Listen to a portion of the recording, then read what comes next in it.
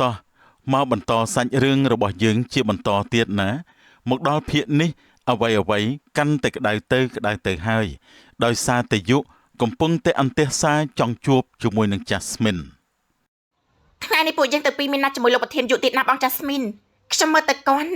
ដូចជាចង់ជួបបងខ្លាំងណាស់មិនដឹងថាមូលហេតុអ្វីនោះទេបងក៏ឆ្ងល់ដែរសូនីហេតុអីបានជាគេចង់ជួបអ្នកដែលមានឋានៈតូចតាចដូចជាបងទៅវិញហើយគេមកស្គាល់បងតាមពីណាទេបើតាមបងដឹងពួកយើងមិនដែលទាំងស្គាល់គ្នាពីមុនមកផងហ្នឹងខ្ញុំក៏មិនដឹងដែរណាបងតែខ្ញុំឃើញគាត់ស៊ូតាក់ទងជាមួយបងច្រើនណាស់សូម្បីតែកន្លែងធ្វើការរបស់បងក៏គាត់ជីកឬជីកគល់ស៊ូរកឲ្យតទៅអស់ដែរហើយចុះឯងមានបានប្រាប់គេទេថាបងធ្វើការនៅកន្លែងណានោះនេះបងកាន់តែសង្ស័យមែនតើហើយសង្ស័យបងសង្ស័យអ្វីដែរទេថ្ងៃនោះខ្ញុំបានជម្រាបប្រាប់លោកប្រធានគ្រប់យ៉ាងរាល់សំណួរដែលគាត់បានស៊ូតាក់ទងជាមួយនឹងបងប៉ាត់ម៉ែណៃ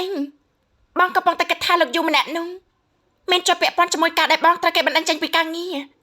ព្រោះការបញ្ឈប់បងពីការងារនោះគឺដូចជាមិនសមហេតុផលនោះទេបងអូនជឿថាលោកប្រធានយុមិនមែនជាមនុស្សបែបហ្នឹងទេណាបងអូនមើលទៅគេគឺជាមនុស្សល្អដែលផ្ដល់ឱកាសឲ្យបុគ្គលិកគ្រប់រូបដើម្បីទទួលបានការអភិវឌ្ឍខ្លួនហើយក៏ទទួលបានប្រាក់កម្រៃច្រើនទៀតផងហ្នឹង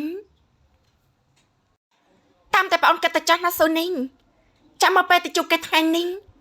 នោះនឹងដឹងការពិតហើយហ្នឹងបានចឹងបងអូនសូមលាបងទៅធ្វើការសិនហើយបងJasmineចាំទៅជាមួយបងអូនដែរទេ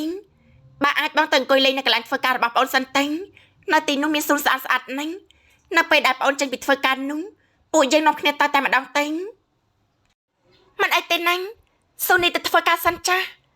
ចាំតម្លាក់ទៅ location ឲ្យបងតាម Telegram សិនមកគឺបានហើយបងប្រកាសជាទៅកន្លែងនោះដោយខ្លួនឯងបានចឹងខ្ញុំទៅសិនហើយបងJasmineថាខ្លួនផងណាញ់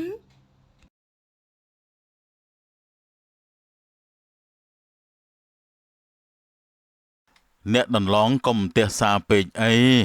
កាលណាដែលខ្ញុំរកកូនស្រីរបស់ខ្ញុំទាំងពីរអ្នកឃើញនោះខ្ញុំនឹងរៀបចំផ្សំគុំគេជាមួយនឹងកូនយុភ្លាមដើម្បីឲ្យក្រុមហ៊ុនរបស់យើងទាំងពីរកាន់តែមានគ្រឹះរឹងមាំដោយសារមានអ្នកបន្តវេនវ័យក្មេងណាមិនឲ្យខ្ញុំទះសារយ៉ាងម៉េចកើតអ្នកតឡងអើយវ័យរបស់ខ្ញុំនេះកាន់តែចាស់ណាស់ទៅហើយមួយវិញទៀតខ្ញុំបារម្ភពីកូនយុណាស់ត្រូវឲ្យអ្នកដន្លងទាំងពីរកូនយុរបស់ខ្ញុំតាំងពីកូនយុអ៊ីងបានស្លាប់បាត់បង់ជីវិតដោយសារគ្រោះថ្នាក់ចរាចរណ៍នោះមកខ្ញុំមើលទៅគេដូចជាគ្មានព្រលឹងប្រលះក្នុងខ្លួនសោះអញ្ចឹងរាល់ដងពេលដែលគេមកទីនេះគេដូចជាព្យាយាមសោញទាំងដែលក្នុងចិត្តវិញដូចជាមានគំនុំយ៉ាងមិនដឹងនោះទេណាមនុស្សដែលបាត់បង់អ្វីមួយដែលខ្លួនស្រឡាញ់គឺបែបនេះហើយណាអ្នកបោះមិនចាំបាច់បារម្ភពេកនោះទេយូរទៅគេគង់តែភ្លេចនោះទេគ្រាន់តែពេលនេះយើងគូតែទុកពេលវេលាឲ្យគ្នាសិនទេនិយាយអញ្ចឹងអ្នកតឡងទាំងពីរមិនដែលរៀបរាប់រឿងដែលធ្វើឲ្យបាត់ខ្លួនកូនស្រីរបស់អ្នកទាំងពីរទេ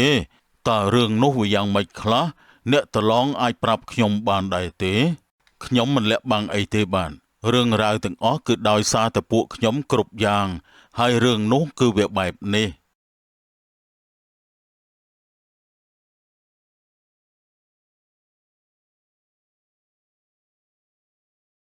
យូអ៊ីងតើអូនរស់នៅទីនោះអូនសុខសប្បាយដែរទេពេលនេះបងមកលេងអូនហើយបងពិតជានឹកអូនខ្លាំងណាស់ណាយូអ៊ីងបាច់ផ្កានេះបងយកមកជូនអូនបើសិនជាអូនមិនទៅចោលបងទេនោះពេលនេះថ្ងៃនេះជាថ្ងៃដែលពួកយើងរៀបអាពាហ៍ពិពាហ៍ជាមួយគ្នាហើយអូនសម្លាញ់អូនឆាប់មកនិយាយជាមួយបងបន្តិចមកណាបងសន្យាជូនអូនណាយូអ៊ីង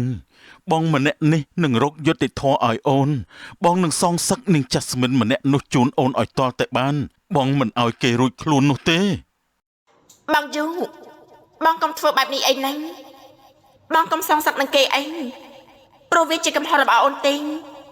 គេគឺជានារីដែលស្លូតបូតនឹងស្មោះត្រង់មួយរុំបើសិនជាបងធ្វើបាបគេនោះវិញ្ញាណរបស់អូននឹងមិនអាចទៅសុគតិភពដោយស្ងប់នោះទេពេលនេះអូនកំពុងទៅនៅក្បែរបងត្រូវដែរទេ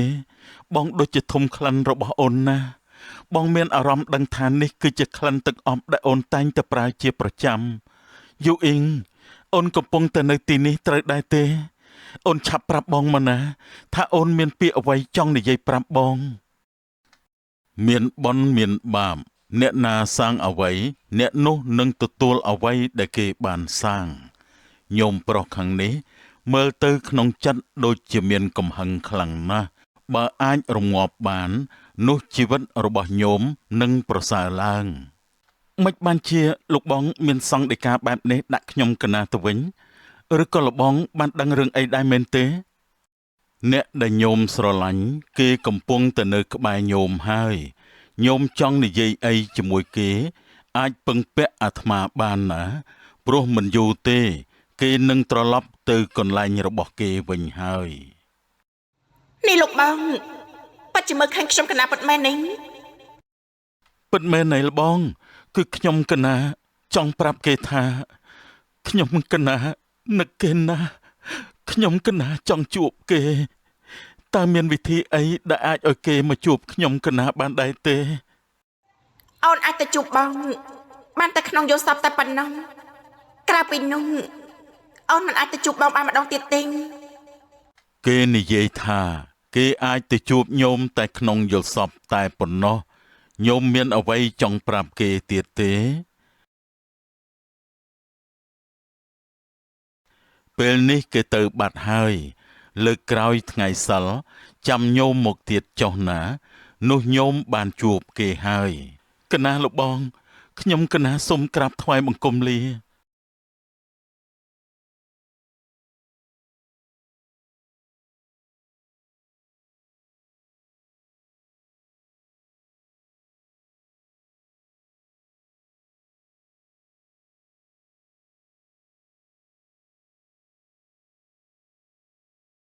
សួស្ដីនាង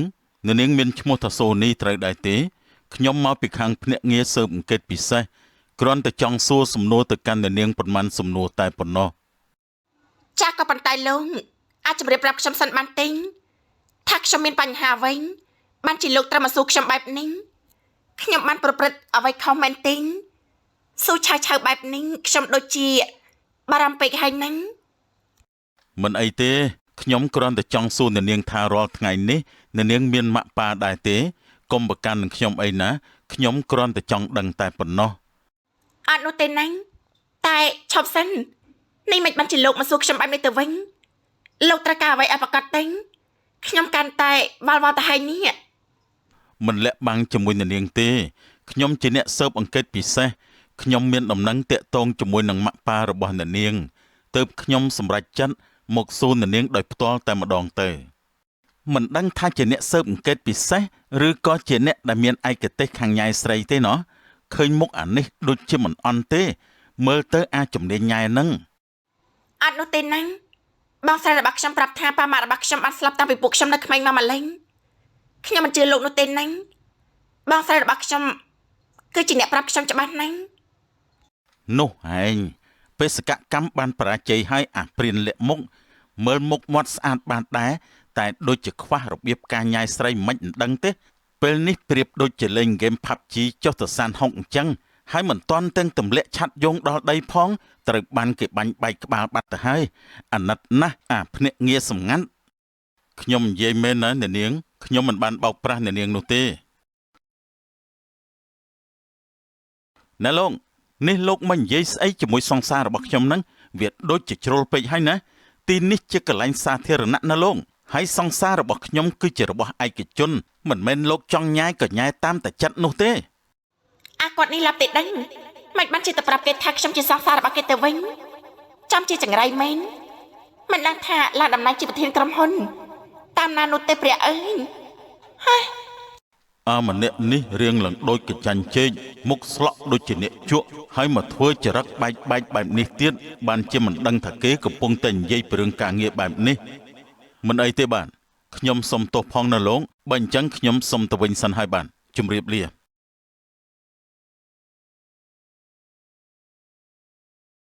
ណែលោកមិនបានជាលោកទៅប្រាប់គេថាលោកជាសង្សាររបស់ខ្ញុំបែបហ្នឹងលោកគឺជាមេរបស់ខ្ញុំហ្នឹងគឺខ្ញុំដឹងថាម្នាក់នឹងកំពុងតែចង់ញ៉ែនាងទើបខ្ញុំការពារនាងតែម្ដងទៅព្រោះមេមានសិទ្ធិការពារកូនចៅបែបនេះអញ្ចឹងហើយកុំឆ្ងល់ពេកញ៉ែខ្ញុំកាត់តែលោកពិតជាមិនដឹងអីពិតមែនលោកវិឆ័យខ្ញុំតមុនហែងអ្នកនាងសូនីឈប់សិន ឈប់សិននាងចាំខ្ញុំផងហើយបកកាយងបែបហ្នឹងបើបានធ្វើជាសង្សារមិនដឹងជាល្អយ៉ាងម៉េចទេណោះ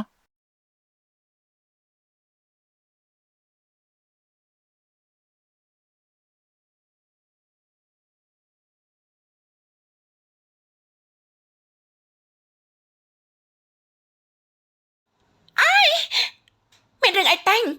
មិនបានជាបើកបោបែបនេះបើនាងមិនចង់ងាប់ទេឈប់តាក់ទងរបស់គេទៀតយើងគ្រាន់តែប្រាប់ឲ្យដឹងទេ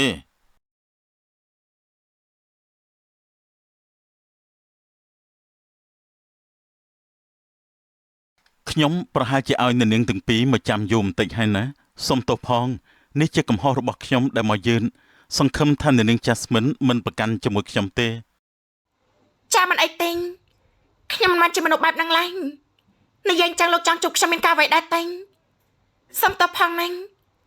ខ្ញុំមិនសូវមានចំណេះដឹងខ្ពង់ខ្ពស់ទេងរៀនបានត្រឹមតែថ្នាក់ទី12ប៉ុណ្ណឹងហើយនេះពេលសម្ដីដែលខ្ញុំនិយាយតែងសង្ឃឹមថាលោកប្រធានមិនប្រកាន់ខាងនឹងខ្ញុំទៅចាស់បានមិនអីទេណាខ្ញុំមិនមែនជាមនុស្សដែលប្រកាន់ច្រើនទេខ្ញុំឮថានាងអត់មានការងារធ្វើទេត្រូវទេមិនបានជាលោកដឹងថានៅពេលនេះខ្ញុំគ្មានការងារធ្វើនោះលោកដឹងរឿងនេះមកពីណាដែរទេងគឺប្អូននាងជាអ្នកប្រាប់ខ្ញុំទើបបានជាខ្ញុំមានចិត្តអាណិតទៅកាន់នាងហើយចង់ណាត់ជួបនាងបែបនេះតែម្ដងទៅអូចាគឺបែបនេះហើយណាបងស្រីដែលសារតែខ្ញុំរពឹសមាត់ពេកហ្នឹងណាតាមពិតទៅគ្រាន់តែប្រាប់ខ្ញុំដូចជាគ្មានកំហុសអ្វីនោះទេមិនអញ្ចឹងហីនាង Jasmine តែខ្ញុំនិយាយត្រូវដែរទេចាមិនមែនជាកំហុសហើយក៏គ្មានបញ្ហាអ្វីដែរលោកប្រធានមានការអ្វីជាមួយខ្ញុំទៀតដែរទេបើសិនជាឱកាសអ្វីហើយខ្ញុំសូមជម្រាបលាទៅវិញសិនហើយណាអរគុណច្រើនឈប់សិននាងគ្មានសិទ្ធិទៅណាទាំងអស់បើសិនជាខ្ញុំមិនអនុញ្ញាតទេនោះអំបញ្ញមិននេះលោកនិយាយថាម៉េចលោកអាចមានប្រសាសន៍ម្ដងទៀតបានទេលោកប្រធានពីព្រោះខ្ញុំមិនមែនជាកូនចៅដាច់ថ្លៃរបស់លោកឡើយ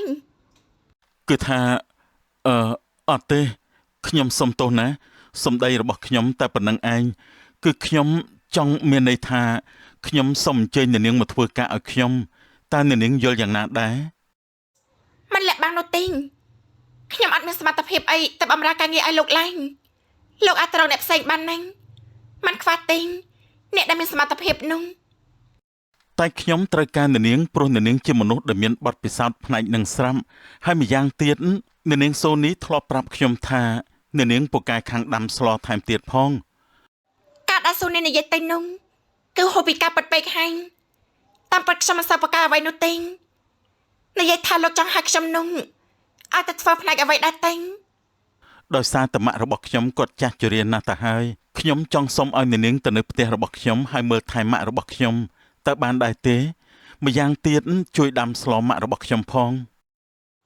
សូនីអញតើប្អូនគិតយ៉ាងម៉េចដែរចំពោះរឿងនេះប្អូនអាចជួយជាយកបាល់មកកាន់បងបានណាគឺគ្រប់យ៉ាងខ្ញុំធ្វើតាមអង្គចាស់ស្មីនណាខ្ញុំគ្រប់តាមការសម្រេចចិត្តរបស់បងកុំបារម្ភអីប្អូនស្រីម្នាក់នេះមិនអីនោះទេណាបានចឹងខ្ញុំសូមពេលកាត់សិនណាលោកប្រធានសង្ឃឹមថាលោកនឹងមិនប្រកាន់នឹងខ្ញុំទៅចាស់បានមិនអីទេណាតែពេលចាញ់ពីនេះទៅខ្ញុំចង់នាំនាងទៅលេងផ្ទះរបស់ខ្ញុំតើបានដែរទេខ្ញុំចង់ណែនាំនាងទៅឲ្យគ្រួសាររបស់ខ្ញុំបានស្គាល់ចាមិនអីទេណាសម្រាប់តាមនឹងទៅចាស់មើលចាស់ណាអ្នកនាងលីដាកុំថាខ្ញុំចេះតែនិយាយបើសិនជាគ្មានវិធានការអ្វីនោះទេអ្នកនាងប្រកាសជាបាត់បង់លោកប្រធានយុជាមិនខាននោះទេនាងនិយាយត្រូវហើយមីនេះមិនមាត់តែវាចង់បានទាំងបងទាំងប្អូនតែម្ដងហើយយើងទុកវាទៀតមិនបានទេណាឥឡូវនេះថ្ងៃនេះយើងបាញ់លុយឲ្យនាង$500ដើម្បីឲ្យនាងទៅចាត់ការពីអ្នកបងប្អូនហ្នឹងពិតមែនណៃតែពួកយើងមិនទាន់បានរៀបចំផែនការណាមួយនៅឡើយទេណាធ្វើយ៉ាងម៉េចទើបអាចកម្ចាត់វាបាននោះហើយក៏មិនប្រកាសថាលុយប៉ុណ្ណឹងអាចធ្វើអ្វីវាបានដែរបើខ្វះខានអាចថែមបានទីននេះនាងកុំគិតរឿងលុយពេកមើលហើយវិធីសាស្ត្រស្អីគេនោះចាំយើងប្រាប់តាម Telegram ឥឡូវនេះទៅសិនទៅកុំឲ្យគេឃើញបើអញ្ចឹងឆាប់ទៅតែម្ដងទៅពីព្រោះខ្ញុំក៏ឃ្លានណាស់ដែរ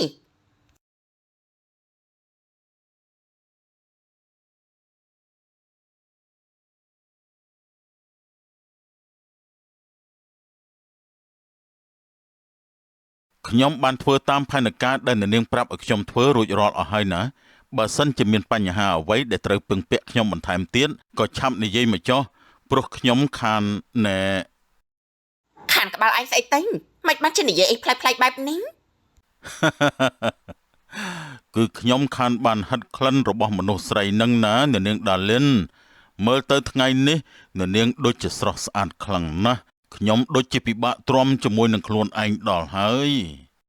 ណែអាឆ្កូនកុំចូលមកចិត្តយើងឲ្យសោះណានេះយើងមានប្តីហើយណាប្រយ័ត្នមាត់ឯងបន្តិចទៅបើសិនជាឃ្លានណាតែរកម្ចាស់ស្មានស្អីគេនោះទៅវាគឺជារបស់ឯងហើយ មិនបាច់បារម្ភទេខ្ញុំមិនប៉ះពាល់នាងទេឲ្យទៅលុយមកបានហើយខ្ញុំទៅរកស្រីក្រៅវិញវាប្រសើរជាជាងតែ ប៉ុន្តែក្បាលរបស់ឯងស្អីទៀតហើយយើងបានលុយចូលកងរបស់ឯងរួចហើយអាល្ងងអើយមិនបានជាមិនឆែកមើលទៅបានហើយយើងទៅវិញសិនហើយតែឯងត្រូវចាំណាបើសិនជាគ្មានការអនុញ្ញាតពីយើងទេហាមដាច់ខានទៅរកយើងដល់ផ្ទះឬក៏កន្លែងធ្វើការរបស់យើងឮដែរទេ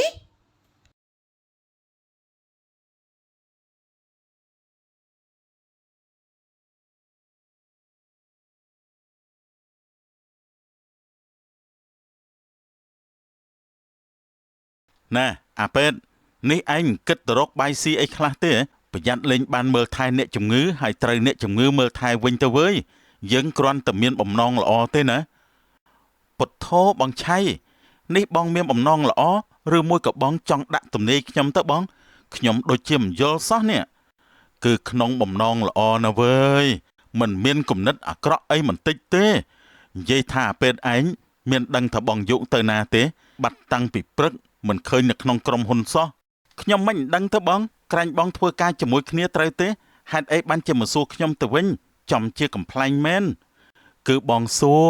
ក្រាញ់ឯងដឹងដំណឹងរបស់គាត់នឹងណាហើយវាយ៉ាងម៉េចអាការ៉ាន់គ្រាន់តែឆ្លើយប្រាប់បងប៉ុណ្ណឹងវាធ្ងន់ណាស់មែនទេអូឥឡូវនេះឯងធំឆ្អឹងហើយអីអាការ៉ាន់បានហើយណាបងឆៃបងកុំនិយាយច្រើនពេកមើលនិយាយអញ្ចឹងបងមករកខ្ញុំដោយសារតែរឿងបងយុទេបើបែបនឹងមែនខ្ញុំទៅធ្វើការមុនហើយបងនៅម្នាក់ឯងសិនចុះហើយវាថៃឯងហ្នឹងហ៎អាពេតអើយអាពេតឯងមិនដែលបានធ្វើការទេមែនទេបានជាប្រឹងនោះប្រឹងដល់ថ្នាក់ហ្នឹងវ៉ៃបងមានរឿងច្រើនទៀតណាដែលត្រូវពិភាក្សាជាមួយឯងរឿងស្អីទៅបងឆាប់និយាយមកណាអូមួយទៀតបងកំសៅកិច្ចការងារពេកប្រយ័ត្នតែដឹងដល់លោកប៉ាគាត់មកជេរដល់ក្រុមហ៊ុនទៅណានេះជាបំណងល្អរបស់ប្អូនបងទេមកបើបងមានរឿងអីឆាប់និយាយមកឈប់និយាយអើយទោះជាបងនិយាយប្រាប់ឯងក៏ឯងមិនយល់ដែរព្រោះមនុស្សដែលងប់ងល់ជាមួយការងារដែលមិនស្គាល់ពីស្នេហាដូចជាឯងមិនយល់ចិត្តបងទេបងទៅរកបងយុដើម្បីពិភាក្សាគ្នាវិញឬចុះបងឯងគិតថាបងយុគាត់មានពេលទំនេរទៅនិយាយរឿងស្រីជាមួយបងមិនមែនខ្ញុំគ្រាន់តែប្រាប់បងទេណាបងឆៃហើយកុំថាប្អូនចេះបដៅបងឲ្យសោះខ្ញុំសុំចិត្តបងកុំគិតតែពីរឿងស្រីពេកយកពេលទៅមើលថែក្រុមហ៊ុនខ្លះផងទៅណាបងបានណាអាពេតឯងគួរតែប្រាប់អ្នកជំងឺរបស់ឯងវិញទៅថាកុំឲ្យឈឺច្រើនពេកបានហើយបងទៅវិញសិនហើយណាមើលថែខ្លួនឯងផងវេអាពេតគិតទៅលើភពផែនដីនេះគ្មាននរណាចេះនឹងរឹងក្បាលដូចជាបងឆៃទេប្រហែលជាគ្មានគ្រូបាអាចារ្យណាបដៅគាត់បានទេមើលទៅនោះនិយាយថាកូនយុពេលណាទើបត្រឡប់មកវិញដែរអ្នកត្រឡងខ្ញុំខានជួបកូនយុយូរណាស់មកហើយតាំងពីគេរៀននៅមហាវិទ្យាល័យមកទល់ពេលនេះមិនដឹងជាសង្ហាយ៉ាងម៉េចទេកូនយុឥឡូវមិនដែលមកផ្ទះទេអ្នកត្រឡងអើយគេស្នាក់នៅតែខុនដូផ្ទាល់ខ្លួនមិនមកយ៉ាងម៉េចទៅប៉ាវីកូនយុទៅតែផ្ញើសារមកប្រាប់ខ្ញុំមកនេះឯងថាគេនឹងមកដល់ផ្ទះឥឡូវនេះហើយមិនតែប៉ុណ្ណោះគេមានកាដូមកជូនខ្ញុំទៀតហ្នឹងនឹងមានមិត្តភ័ក្តិមកជាមួយផងដែរហ្នឹងបាត់មែនអីប៉ាវីបើអញ្ចឹងយើងនៅចាំជួបកូនយុសិនទៅណាប៉ាវីខ្ញុំខ្លាចក្រែងតែកូនយុគេមានមនុស្សក្នុងចិត្តថ្មីបន្ទាប់ពីយូអ៊ីងហ្នឹងមានមកពីណាទៅអ្នកប្អូនកូនយុបើគេស្រឡាញ់អ្នកណាគេហើយគេមិនងាយដកចិត្តនោះទេបើស្ងប់គឺមានគំនុំតែខ្ញុំជឿថាគេគ្មានអ្នកណានោះទេពីព្រោះខ្ញុំស្គាល់ចិត្តគេច្បាស់មិនអីទេណាអ្នកបងខ្ញុំនិយាយលេងទេបើអញ្ចឹងចាំខ្ញុំទៅរៀបចំបាយម្ហូបបន្ថែមដើម្បីទទួលអ្នកទាំងពីរហ្នឹង